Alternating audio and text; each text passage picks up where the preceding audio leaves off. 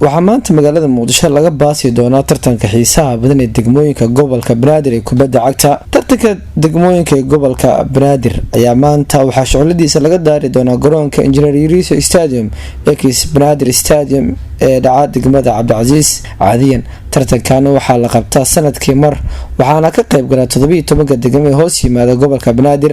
markaad maqasho tartanka degmooyinka kubadda cagta waxaa durbadu kugu soo dhaca taageerayaal fara badan oo sita boorar kala duwan kuwaas oo ay ku kala taageerayaan degmooyinkooda. sidoo kale garoonka waxaad ku arkaysaa qeybaha kala gedisan ee bulshaweynta kuwaas oo aan kala carbaabnayn caruur iyo cirooloba, taas oo ku tusinaysa in dhalinyaro iyo kubadda ah ay garoonka yimaadaan si ay u taageeraan degmada ay ku nool yihiin. taasi waxay ku tusinaysaa tartankan inuu mudeeyo caruur iyo ciroolaba.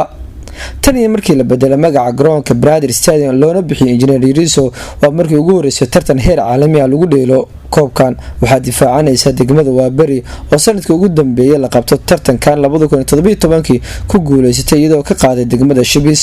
furitaanka tartanka degmooyinka waxaa lagu wadaa in maanta lagu daafuro degmooyin kale ah Xamarweyne iyo Waaberi kuwaasoo kala degmooyinka ugu qubada weyn.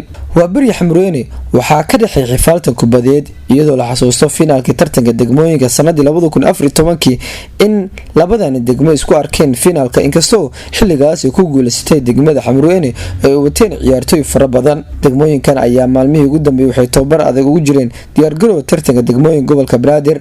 ciyaartan ayaa lagu wadaa inay soo gasho 9:45 daqiiqo garoonka ay ka dhacayso Engineer Yariso Stadium ex Stadium Waaberi iyo Xamarweyne. tartankan waa degmooyinka gobolka Banaadir. haddaba daawade haddii aad muuqaalkan daawanayso aragtidaada hoos inoogu reeb sanadkan degmada aad u rajeynayso inay ku guuleysato tartanka degmooyinka gobolka Banaadir. haddii aad ku cusubtahay channelkana subscribe inoo saar, like-na hanaga ilaabin. mahadsanidin.